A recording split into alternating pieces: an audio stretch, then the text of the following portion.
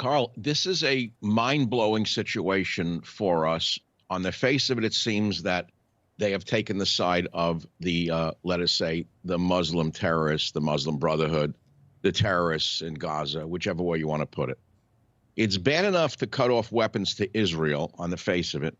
But then when you realize that they're releasing weapons, as you just said, to Qatar and to Lebanon, they're going right into the hands of Hamas and Hezbollah.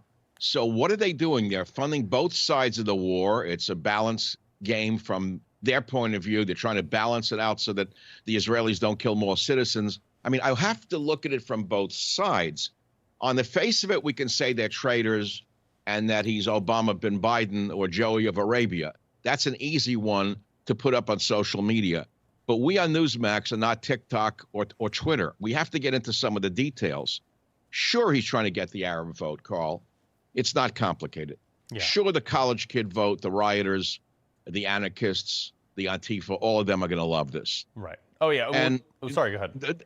The picture is Israel is rich whites, even though 65% of the country are people of color, and the Arabs are poor blacks. That's black and white.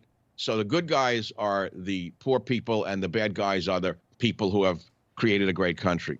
Now, I spoke to a source close to the Israeli Prime Minister Netanyahu yesterday, and he told me that Biden is sabotaging his own ceasefire talks and actually putting hostages, including Americans, in danger by not supporting Israel on Rafah and by threatening to withhold weapons.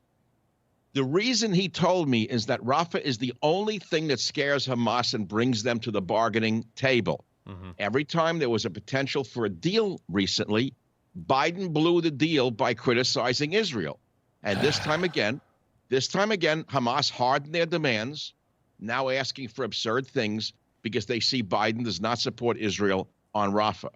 Yeah. But there's another element to this that I have to disclose today because I looked into this on first blush. I said, wait a minute, are they traitors? And then I found something that's going to scare people right now because the arms freeze on Israel is not unique.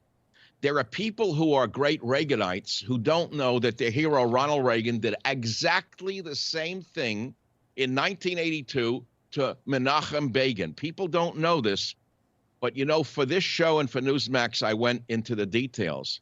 In the early 1980s, Ronald Reagan, then the U.S. president, paused the exports of F-16 fighter jets and cluster bombs to Israel over its conduct in Lebanon. People don't know this.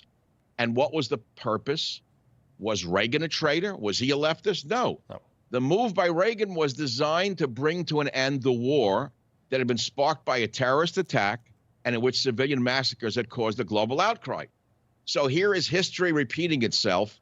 And what Biden and his people are doing is actually copying Reagan's arms embargo in the middle of the war.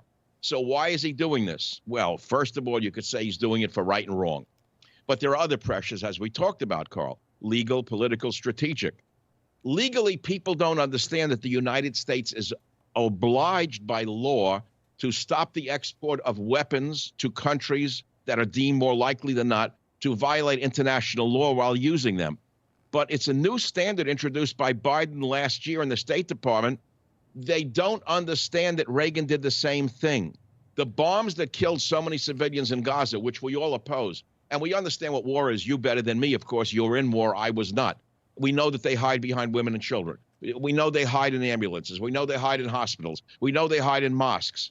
But the bombs that were used to root out the terrorists and Hamas were 2,000-pound and 500-pound bombs, which have now been put on hold because you're going to kill everything that breathes. Every insect is going to be killed. So the civilians that have been killed in Gaza have become an international flashpoint. The Israel arms freeze, in a short version, is an attempt by Biden and his team to pull off the very same trick as Ronald Reagan did with Begin. And by the way, it ended the war that Israel was conducting against Lebanon.